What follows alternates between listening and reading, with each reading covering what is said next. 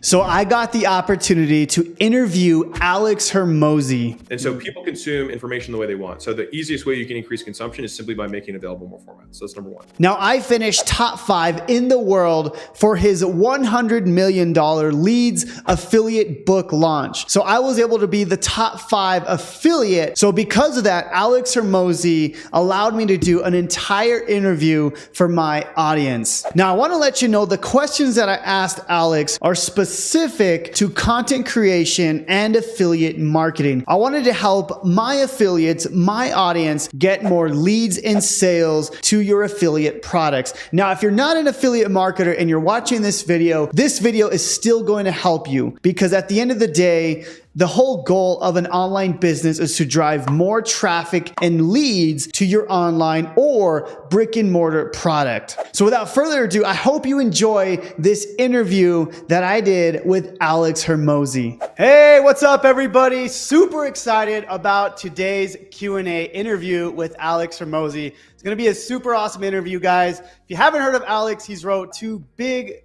selling books such as $100 million offers and $100 million leads. He's scaled and exited 7 companies to over $120 million. You've probably seen him on social media. If you haven't, you're probably living under a rock. Throughout this Q&A session, I'm going to be asking questions about how you can get more leads and traffic to ultimately build your email list, to attract more people, to close more high ticket sales. Now, before I bring on Alex, first I want to congratulate you, man, on your epic launch with the $100 million leads. Dude, that was an incredible launch. And I know I've personally gone through the book. I've gone through all the trainings that you gave, the free course within the book. So without further ado, I want to introduce Alex Hormozi.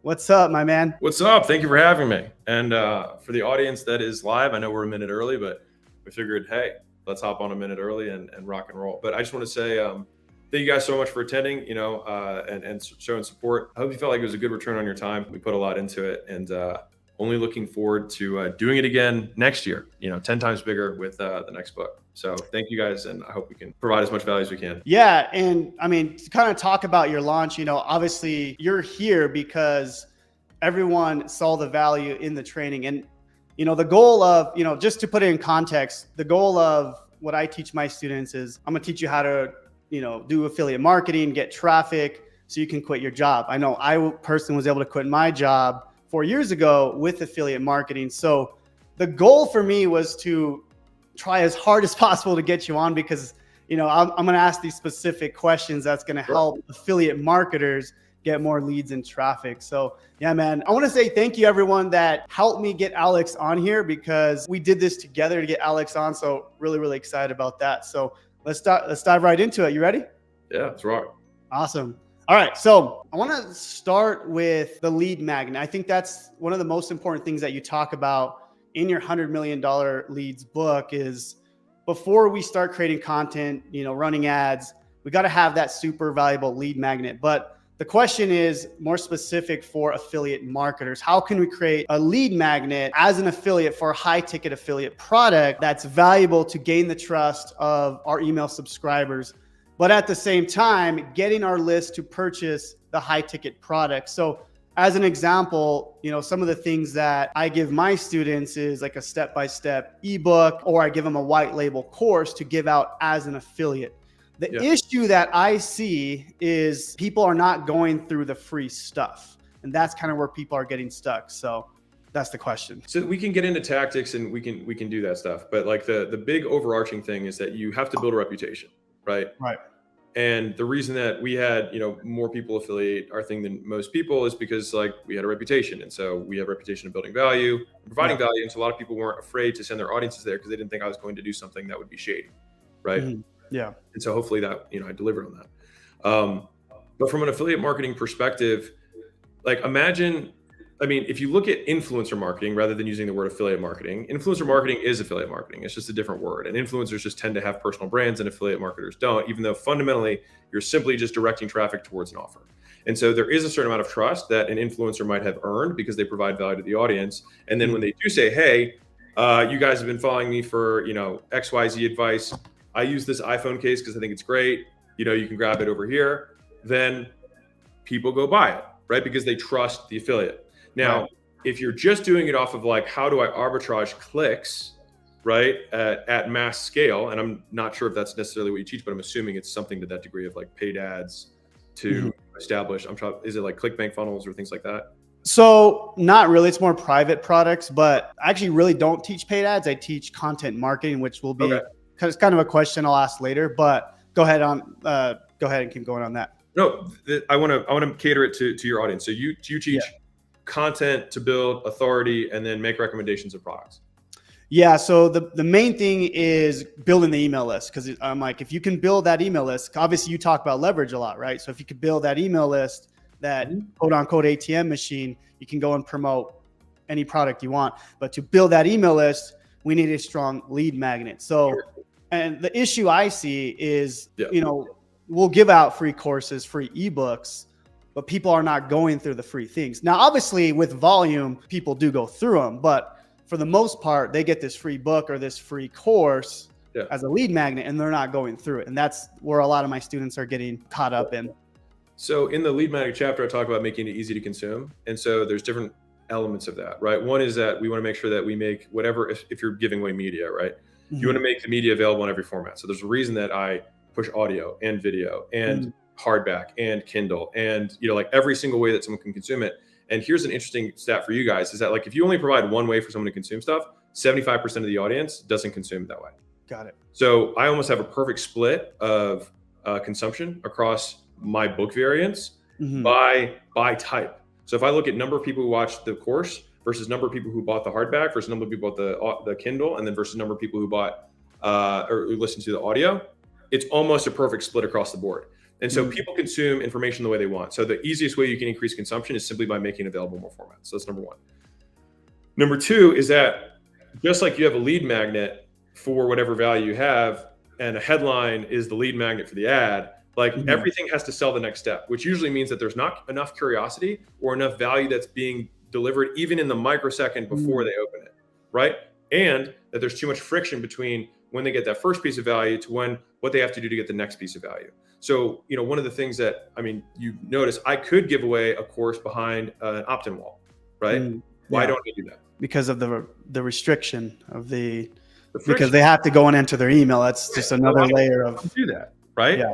And so I get a huge amount of traffic to my site. I think we get like 85,000 unique views a day on the page, with 80% of that traffic going to my courses, which are available not behind a wall. But there's also opt-ins everywhere else on the page, so that if I provided sufficient value from the course, then you can choose to subscribe. And so what happens is the engagement rate on my list is extremely high because I don't barrage them with stuff. I provide value before they choose to opt in rather than after. And so that's like, it's how many ways can I front load value so that when I do make an ask, it becomes obvious. And so if you think about the lead magnet that you guys are giving away, it's like, how can I make that? Because like content is a lead magnet. Right. If you think about it, like it's just all content are lead magnets that then lead to other lead magnets that then lead to other lead magnets until eventually you have some sort of ask that includes a purchase, right? And so every single piece of content, every lead magnet should just lead naturally to the next thing. And if you have a drop off, the amount they were rewarded from consuming your last piece of content will also influence how much they consume the next one. Right. So a lot of people are like, man, this piece performed better. Like Mr. Beast, right? Yeah. His CTR is so high because he has such a history of providing good videos that at this point, people don't need to read the headline or the thumbnail. They just know it's a new Mr. Beast video and they click it automatically. Right. Yeah. And so that's kind of the building the reputation. That's like the big stuff that matters way more than some of the smaller things. But in terms of super tactics, make it available in every format possible, remove friction ahead of time, and then make sure that the first thing they consume is valuable enough that they want to consume the rest of it, right? And so like if I have a lead magnet on whatever, headline split tests, if that's what I'm giving away, then I want to give 2 or 3 of the headline split tests for free as the headline for why they should read the rest of it. Like they have to get value so that they believe that they'll get more value by consuming the rest of it. Yeah, no, I love that, man. And I did notice because I was going through the free course that you had, and as I was going through it, I remember, you had the opt-in pop up while you're watching the course. Now, it didn't even say like you have to opt in to continue going. It just said, hey, if you want to join the list, there it is. So that's awesome. No, that's an easy fix for people. And I think one of the main things is like you mentioned, even the headline, maybe they're opting in, just they're curious, but they're not curious enough to actually go through it, right? Maybe you're not creating that pain point in the headline to get them to even go through it, right? Just curiosity. And like, let's say someone opts in for a lead magnet, right? Mhm. So no one's consuming it. So what Right. you can do is take your lead magnet to however many pages, if it's, I'm just using an ebook as an example. Yeah. You take one of the tactics from the ebook, and that's email one. And you're like, Mhm. hey, this is this really valuable thing. And if you want more of this, I already sent you the lead magnet, but here it is again, in case, just to make it convenient for you. Right. And it's available on all these formats if you prefer it. Mhm. And then the next email is tactic 2 from the ebook. And it's like, if you're enjoying this, then you'll love the ebook. So you already have it. This is just me trying to do some of the information digestion for you. Yeah. Right? How much, like, there's too much friction per value, not enough value per second. So how can I keep digesting it down so I can increase the concentration of value? That makes sense. I love that. And you actually gave me a good idea. I mean, I love the fact, and it's funny because I've seen you do it. I just never thought about it because, like I said, I'll create a whole free course, but it's just a video format. Very easy to put that in audio format, book format. And I've seen you do it. It's just funny that I guess I haven't even thought of doing that myself. You'll get 4 times the huge. consumption. What was that? You'll get 4 times the consumption. Yeah, that's huge for sure.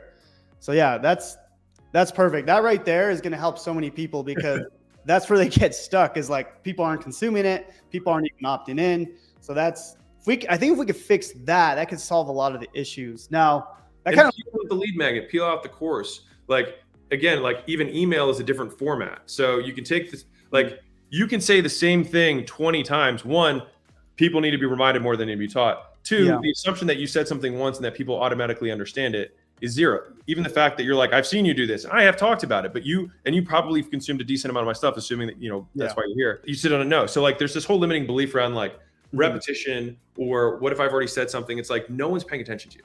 Like right when you're getting bored of your marketing campaign, people might not even remember your name yet. So like, we are very self-centered and assume everyone has read every email we ever sent, but they don't. And so you can take your ebook or take your course, take a nugget from one of the videos, put it in there, and you can even send, like, let's say your course that you're providing for free is whatever, 12 videos long.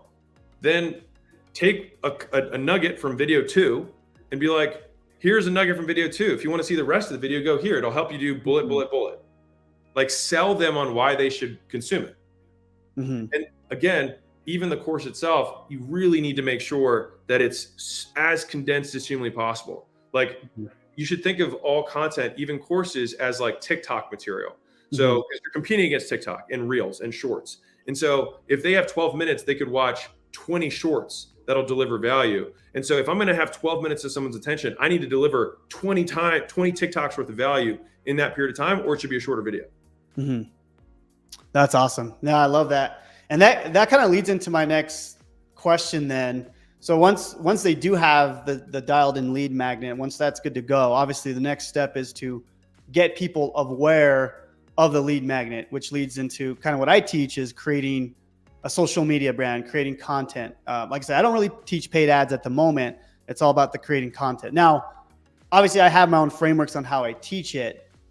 And I know a lot of your content, you're like, hey, you got to do hard stuff first. Like, you've obviously created an amazing business. You sold your companies. So you have a lot to talk about.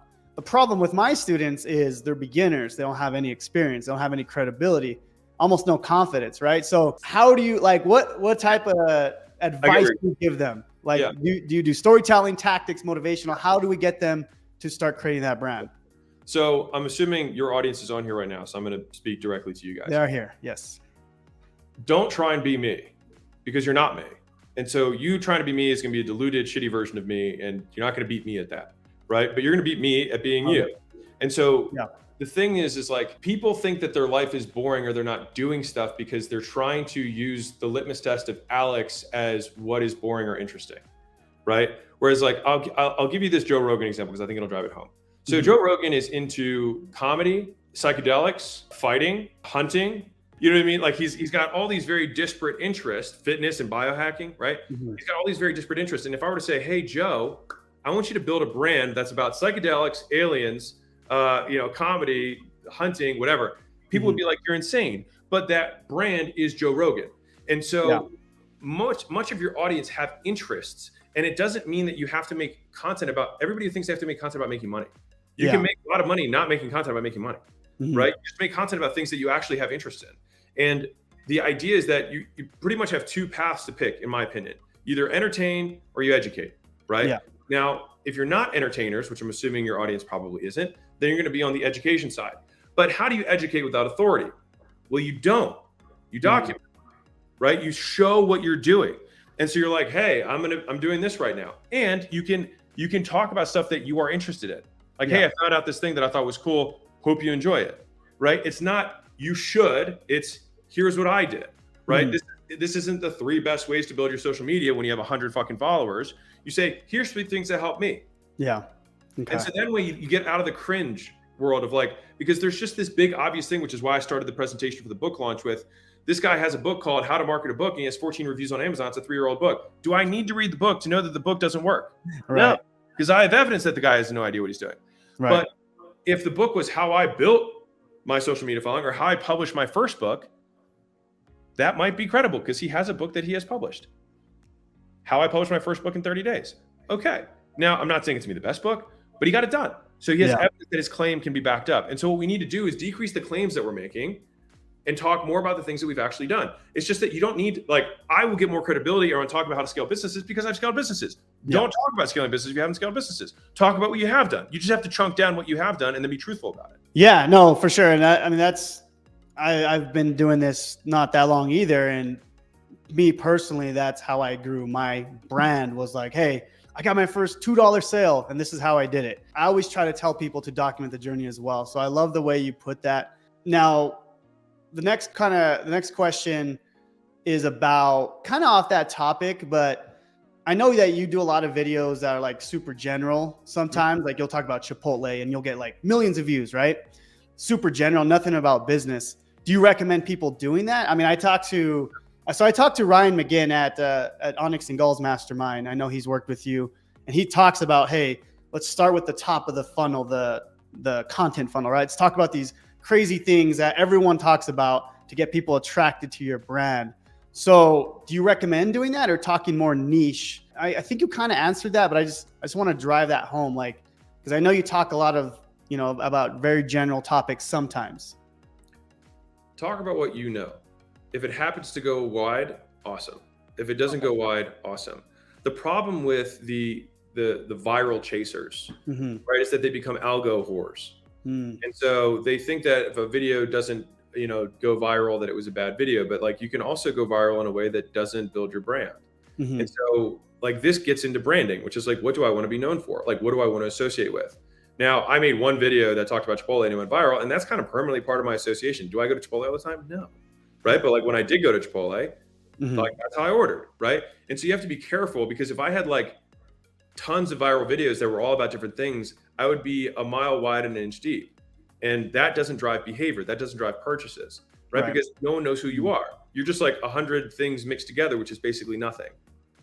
And so I don't have any trust with an audience because I haven't really provided value. That's almost more entertainment than it is, value that's going to change someone's life. Right. Yeah, right.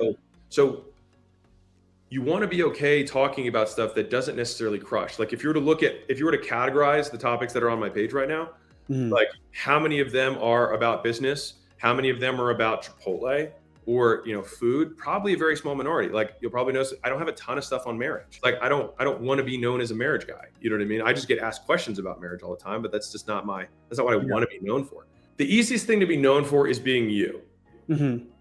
And so whatever the unique idiosyncrasies of yourself are, talk about those. And those are the things that it's the mix of 3 or 4 very random things that makes someone different and stand out. Yeah, I know I've seen a training, I think it was Jenna Kutcher, but she talks about the JK5, or I know you talk about multiple different things, right? Like if you're a fitness guy, you talk about fitness, you talk about, your family. Yes. I just wouldn't say like, I did not sit down and say, I'm going to talk about dessert. I'm going to talk about calves. I'm going to talk about sales. I'm going to talk about marketing. I'm going to talk about scaling businesses. I'm also going to talk about philosophy. I didn't sit down and say that. I was like, I'm going to talk about stuff that I fuck with. Yeah. Got it. And then because other people fuck with it too, they'll get value from it. And if they don't, cool. Like I'm just sharing stuff that I find interesting. Yeah. I mean, at the end of the day, people are going to follow you for you at the end of the day. Right. I mean, that's what when people buy my stuff, they buy me because I like this, and this, right? Sometimes it's not even about what I teach. Obviously it is. They follow you a for lot what of you do times to they them. follow me because of me. They'll follow you for what you do to them. They don't follow you for you. They follow you for how much you help them. No, I love it. I love it. So this question is actually more for me. So in your book, obviously you talk about building that affiliate army, which is something I've done pretty well of. So far we've had over 30,000 affiliates sign up to promote my products. We've paid out over $2 million in commissions. The problem I'm seeing, and I know you talk about this in the book, but I'll see affiliates, they'll, start promoting my product. They'll do really good. And then they'll just jump ship and go promote whatever. And that's fine. I totally get that's the game. What I'm saying is, what could I do better to keep affiliates for the long term? Because I know you mentioned that, the software company, Allen and Prestige Labs, you still have those affiliates promoting it. I know you sold those companies, but you still have those evergreen affiliates promoting it. What can I do to keep people long term? And just so you know, the things I do now, I give out plaques when people hit certain milestones. I do big contests a few times a year. I give them my lead magnet courses, stuff like that. So that's where I'm at. Two things. Okay. Product and brand. Apple doesn't need to have an affiliate program because people will talk about the new iPhone no matter what. Right. So if you make the product good enough, the perfect affiliate is someone who is going to recommend your product to their friend anyways, and that just happens to have a financial incentive that bonuses them for it. If you try to get people to promote your thing purely based off the financial incentive, then the moment there's another financial incentive, you've trained them to go pursue that. And so then they will have zero loyalty to your brand. And so the idea is, how can I create associations between myself and my products that people want to consistently associate with? And if I can do that, then people would already they would already tell their friends about my book launch anyways, just using it as an example, right? They would already tell people about my book launch anyways, but if I can also give them an incentive to do it and some credit for doing it, then they're more likely to do it and keep doing it and not have to compete on price. And I had to learn that lesson the hard way, because with Prestige Labs, I tried to I came from it from probably the angle that you're at right now, which is I was like, I'm just going to make the craziest incentive program that's going to be so good for affiliates that they're going to make all this money. And I kept selling how much money people were going to make promoting my supplements, even though the supplement products were amazing. But what I didn't do is I didn't build a brand. And so I had a neutral company, had no positive or negative associations. And so people would trade goodwill with their audience for money, right? But as soon as there's another product that they can trade for more money or the same money or whatever, they would switch from me to them. Now, I'll tell you a story. A friend of mine was in the fitness space and had a relatively large business. And I was like, dude, you should promote Prestige. And he never did. And he stayed with a company that gave him 1/4 the payouts that I would give him because he wanted the brand association. Yeah. And this was a friend of mine who I had helped grow his business just because we're friends. Yeah. And still, he liked my brand, but he didn't like the brand that I had built. It was just neutral. You know what I mean? It was just a brand for gyms, right? Yeah. And so he wasn't willing to promote it. And that was a huge lesson for me, that he was willing to promote a stranger's brand who he didn't have a relationship with over mine that paid 4 times better, because the reason that he was promoting it is the reason most people promote things is because they want to feel cool. They want to have status associated. They believe in the values that the brand stands for. And that's the hard work. That's why brands are worth lots of money, because it takes time to do it. Yeah, no, that's amazing. You want people to consistently promote your products, have a brand that they aspire to associate with. And then that they would do it anyways because the brand and the product are good enough that they don't even feel like they're sacrificing goodwill when they give it to their audience. They feel like their audience is benefiting from the association. Like if I go to a great dry cleaning store, I'll tell people about it, not because I have some kickback from the store, but just because it's a good product and it's a good brand. And I want my friends to get that benefit and then associate that benefit with me. Now, if the dry cleaning store also pays me, great. But like the primary reason that they should refer your products is because they want to anyways, even if you didn't pay them. That is how you create a loyal affiliate army for your brand that won't jump ship when somebody else tries to present with them an offer. There's a saying from HubSpot, Dharmesh, who's the co-founder of HubSpot. He says, you don't have a customer until a competitor has offered the same product as yours for less and they still stay with you. Wow. I mean, that brings me to, and that's why I love being a part of your affiliate launch with the $100 million leads, because I was definitely watching closely. And I remember you mentioned that, you know, I'm going to bring so much goodwill to your audience. It's not going to feel like I'm losing my goodwill. Cause I mean, I pushed it hard. I wanted everyone to be at your event. Like, it's just, yeah. And I sent so many emails and text messages and paid ads because I knew if I could help people get more leads, I'm going to help them be able to generate traffic and be able to help them quit their jobs at the end of the day. That's why I tried so hard to get them here and try to get you here. And that's why I went for that spot. But what I'm saying is I learned a lot with your launch, that a lot of the things I'm implementing now. One of the big things I learned as well from your launch is, and because I do a lot of affiliate competitions, but I'll be like, hey, top 10 get this big prize. But then everyone else is like, you know, they're not going to win anything. But I like what you did. Hey, just get 5 or I think it was 10 people and you're going to get my 2 bonus chapters.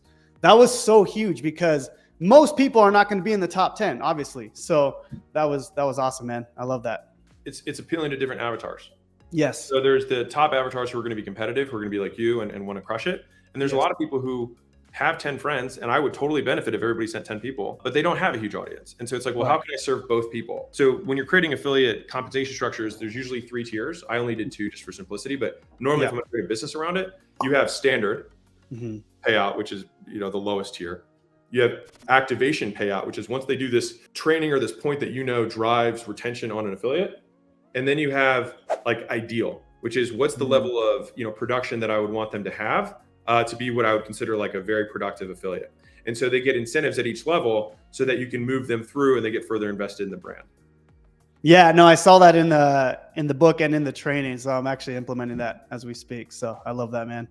But yeah, so that kind of leads me to the next question. So I know you talked about Prestige Labs, which was your supplement company, which was kind of funny. That's the first time I knew about you. I think this was back in 2017, 2018. I actually had a local meal prep company. So I was partnered with the gym that was part of your gym launch program, which is that's how I found out about you in Albuquerque. But anyways, so and I had a big fitness following at the time. I was big into fitness and all that good stuff. So I actually promoted your Prestige Labs through my following. Yeah. But anyways, back to the question. So you talk a lot about cold outreach, which I love, by the way. Did you guys ever do cold outreach for affiliates? And I don't know if I might have missed that in the book. No, you absolutely can. I mean, you can use the core 4 to get whatever you want. You can get them to use affiliates, get employees, get agencies, get customers. Like the core 4 is how you let anyone know about anything. So you can use it to do whatever you want. Yeah. Oh, I love it. I love it. Did you do that for your companies though? Or did you bring them out from within? Because everyone that are affiliates for me, they're my students that become affiliates, but I've never gone out and recruited. I mean, you don't need to have more than one system. Like there's just a lot of ways to do it. That's just one of them.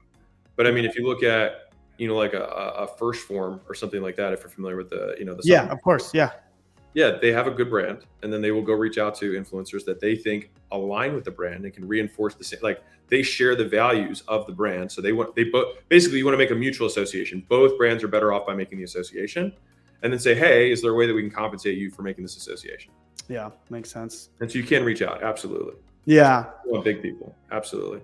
For sure. Okay, we have a few minutes here. So what are your, so this is gonna be a little bit different, but I know you talk a lot about college, and obviously you're not a big fan of the traditional system. For people who want to be entrepreneurs, I mean, if you want to go be a doctor or lawyer, by all means, but for everyone else, there's other ways that are better in my opinion. Right. So I guess what I'm talking so my question is for the general public, like for society in general, do you think we still need college, or do you think what's happening now is like with online courses, do you think that's better for general people? Because personally, I got my degree in electrical engineering. I got my degree, got my job. I hated it, quit to do what I'm doing now. I obviously don't like college. I preach all the time, don't go to college, learn skills. But for the general public, obviously some people want that traditional. Yeah. What do you think? Like, do you think people should go to college, or like, what's your general advice on that? Yeah. So it's not should or shouldn't. It's contextual always. Right. But every decision I would make from an investor's perspective, which is just allocation of resources. So given this 4 years and X amount of money and the foregone income I could make if I started making money at a job, and what 4 years of experience would look like on my resume compared to 4 years in a college degree, which of these is more valuable? And I think the job market has already completely changed. Like it's already adjusted. Like I'll give you an example. So if someone's 22 years old and they have 4 years of sales experience versus a kid who just graduated from State U and has a business degree, who am I going to take? I'm going to take the sales guy who's already done sales if it's a sales role, right? And so that guy didn't incur debt, spent 4 years learning a vocation, made 4 years of income. And so if you look at a side-by-side comparison of this guy 50,000 in debt, and this guy's got 50,000 saved up, and is 4 years further in his career path that he wants or she wants. Yeah. So it's just does the allocation of time, money, and the foregone income make sense in terms of how much extra career advancement you get through the 4-year investment? And the argument for me is that it's probably not worth for most people. Now, if you can get into Harvard, the network is probably worth more. If you go to Princeton, the network is still probably there. That the ROI might be there. But for most, like unless you're going top 10 where you actually get brand association that gets transferred to you, like if you would tell people where you graduated and it would shift their perception of you, then that's something that stays with you and that is valuable. Yeah. But the vast majority of time, that's not the case. Yeah, no, I got you. I mean, I guess you could argue the same thing with like business masterminds, as far as the network, but yeah, no, I mean, I was just curious on that because that's something that like a lot of people come to me for advice. Obviously I deal with a lot with beginners. They're like, hey, should I go to college? And I'm like, well, generally I would say no, but what do you want? Just ask them, what do you want? If they're like, well, I just want to make money, then no, you don't need to do that. If they're like, I want to do this career, then what career do you want? And then what are the requisites for that? They're like, I love finance, then yeah, you should get a degree, right? Just because any most accounting fields, like there's certifications, there's things that you have to do to practice it, right? Right. And that's just because of the government and law. But yeah, so just ask them what their goal is rather than, in my opinion. No, that's perfect. That's perfect, man. Well, I know we're out of time now, but I do really appreciate you coming on. Again, congratulations on your huge launch. I'm excited for the next series of books you have. Thank you. And yeah, man, I just really appreciate you coming on and providing value. You've already helped me a ton personally. So everyone, if you guys could just comment down below if you guys enjoyed the training, the Q&A with Alex Hormozi. Appreciate you guys. And to your audience, thank you guys so much for showing up in droves to the book launch event. I hope you guys got a lot from it and even more from the books and the trainings that came afterwards. So thank you guys so much. Jonathan, appreciate you. And we'll talk soon. We'll talk at the next one when you win the next affiliate one. All right, man. Sounds good. All right. Have a good one, brother. So. All right, everybody. Thank you so much. I hope you guys enjoyed that interview with Alex. Not going to lie, I spent a ton of time putting these questions together. So let me know. Did you guys get value from that? Did you guys learn a lot? The way I designed the questions was obviously trying to help you guys as beginners, right? How do we create that content? How do we create that lead magnet? I wanted to ask the questions that would give you value, not something general that we can just go on Google and find out. One of the mentors that I was, or one of the masterminds I was in, my mentor told me, don't ask stupid questions that you can go ask on Google. So I literally spent the last 16 hours taking these questions and asking them so I can help you guys with your business. So I hope you guys got a ton of value from this. Not going to lie, I worked extremely hard to get Alex Hormozi on, obviously with your help and your support. So thank you all so much. And like I said, while I have you here, go check out my new YouTube series. I'm talking about this new secret project I've been working on for the last 4 years. I'm about to announce it in hopefully the next month, next few weeks. But thank you guys so much for being on live. I appreciate you guys. God bless. And we'll see you guys soon.